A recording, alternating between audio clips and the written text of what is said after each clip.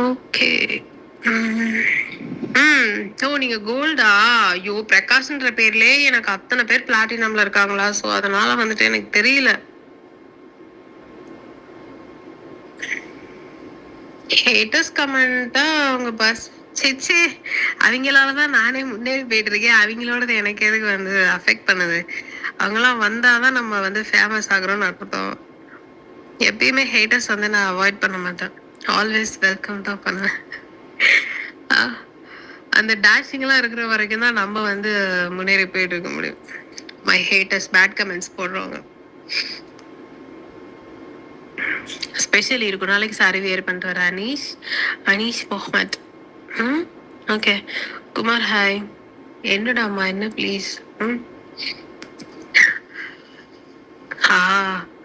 அதெல்லாம் நீங்க பிளாட்டினம் தான் வரணும் பிரகாஷ். ஓகேவா?